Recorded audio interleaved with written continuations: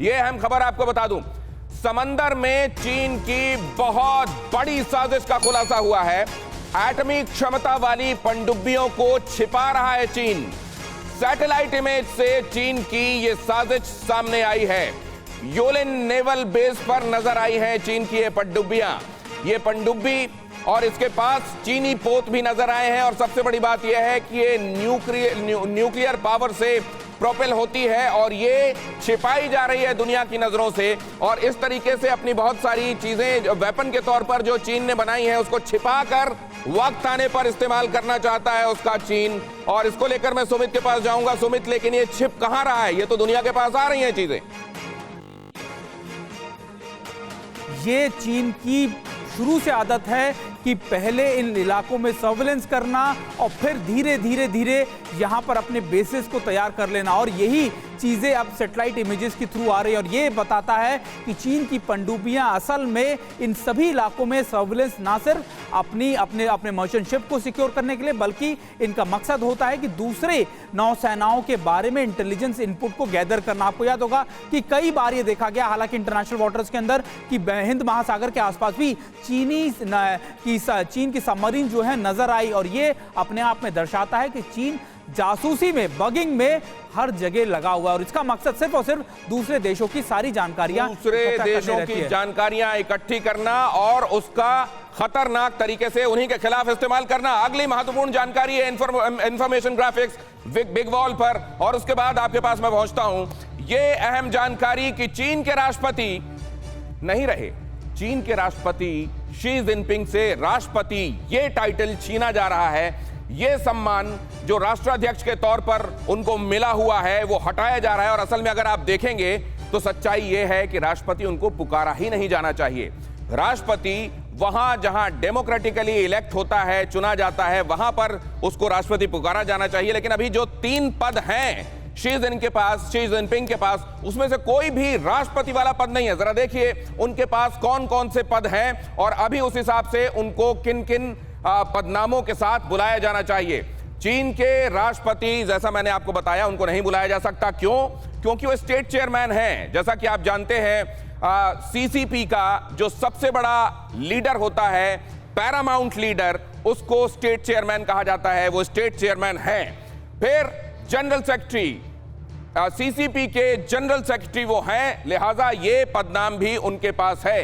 अगला designation chairman central military commission, central military commission के chairman भी वो हैं। ठीक है, ये तीनों पद जो इस समय वो होल्ड करते हैं, इसमें कहीं भी प्रेसिडेंट नहीं है। लेकिन कई जगहों पर पश्चिमी देश, हम लोग भी उन्हें सुविधा के हिसाब से प्रेसिडेंट बुलाते रहे। लेकिन इसमें सबसे बड़ा पेंच ये है जो कि आइडेंटिफाई किया गया कि अगर आप उन्हें प्रेसिडेंट बुलाते हैं तो आप एक तरीके से उन्हें लेजिटिमेसी देते हैं। आप ये मानते हैं कि वो चुने हुए तरीके से एक प्रोसेस के बाद वहां के लोगों की नुमाइंदगी करते हैं, चीन के लोगों की। जबकि हकीकत यह है कि वो चीन के लोगों की चुने जाने के बाद नुमाइंदगी नहीं कर रहे हैं। लिहाजा उन्हें प्रेसिडेंट बुलाना एक तरीके से, प्रेसिडेंट ये पदनाम जिस धारणा के लिए बनाया गया था, जिस कॉन्सेप्ट के लिए इसके साथ बनाया गया था, वो उसका उल्लंघन है। लिहाजा उनको प्रेसिडेंट नहीं बुलाया जाना चाहिए। सबसे पहले अमेरिका ने इस बात को पहचाना, आइडेंटिफाई किया और अब तय किया जा रहा है एक लेजिस्लेशन लाकर कि उनको प्रेसिडेंट करके नहीं पुकारा जाएगा। शी जिनपिंग को राष्ट्रपति नहीं बुलाएगा अमेरिका। और अब ये डोनाल्ड ट्रंप ने तो तय किया ही है, लेजिस्लेशन लाया जा रहा है। अमेरिकी दस्तावेज में राष्ट्रपति नहीं पुकारे जाएंगे, ना ही उनको संबोधित किया जाएगा और ना ही किसी तरीके के डॉक्यूमेंट, किसी तरीके के कम्युनिकेशन में उन्हें राष्ट्रपति लिखा जाएगा।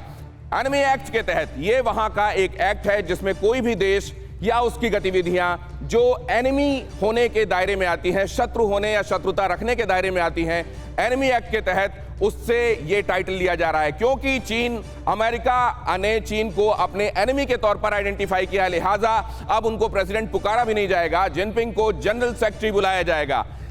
जैसा कि आपने बार बार देखा होगा कि जब भी अमेरिका हमला करता है चीन के राष्ट्राध्यक्ष को लेकर, तो हमेशा ये कहता है कि सीसीपी वहां की दुश्मन है, वहां की आवाम की दुश्मन है और लोगों के खिलाफ और दुनिया के खिलाफ षड्यंत्र कर रही है। सीसीपी मतलब वहां की party, communist party of China, ये कर रही है लोगों के खिलाफ और दुनिया के खिलाफ षड्यंत्र। लिहाजा शी जिनपिंग उसके अध्यक्ष और उसके सेक्रेटरी होने के नाते जनरल सेक्रेटरी कहलाएंगे। चाइना के राष्ट्रपति उनको नहीं कहा जाएगा। और ये इतना बड़ा मसला है कि आप देखिए, जिस तरीके से पीपल्स रिपब्लिक ऑफ चाइना और रिपब्लिक ऑफ चाइना, ताइवान और चीन को अलग कर देते हैं, उसी तरीके से प्रेसिडेंट पुकारा जाना और नहीं पुकारा जाना बहुत बड़ा डिफरेंस लाते हैं। कूटनीतिक और राजनयिक स्तर पर इसके मायने हम नीरज जी से समझेंगे, लेकिन उससे पहले जनरल सेक्रेटरी, इधर आप देख रहे हैं माइक पॉम्पियो विदेश मंत्री ने जनरल सेक्रेटरी शी जिनपिंग एक दिवालिया सर्वसत्तात्मक विचारधारा में भरोसा करने वाले हैं, तो इसी विचार के तहत पहले ही माइक पॉम्पियो ने इस तरीके से पुकारना शुरू कर दिया था। स्टीव बैनन, पूर्व रणनीतिकार, व्हाइट हाउस के कहते हैं ये सीसीपी है ना कि चीन, जिसे ट्रंप हराना चाहते हैं। चीन के साथ हमारी दुश्मनी नहीं है। असल में ये भी विभेद लाना आवश्यक है कि चीन की आवाम ये ना समझे कि चीन के खिलाफ किसी तरीके का वॉर वेज किया जा रहा है, बल्कि चीन की वो पार्टी जो एक हनक और एक ऑटोक्रेसी के साथ चल रही है उसके खिलाफ हैं हम। और बाकी इन लोगों ने भी, क्रिस्टोफर रे FBI निदेशक हों, या फिर रॉबर्ट ओब्रायन हो राष्ट्रीय सुरक्षा सलाहकार, या फिर विलियम बर हो अटॉर्नी जनरल, उन्होंने भी इनको इसी तरीके से जनरल सेक्रेटरी के तौर पर पुकारना शुरू कर दिया। इसके मायने क्या है?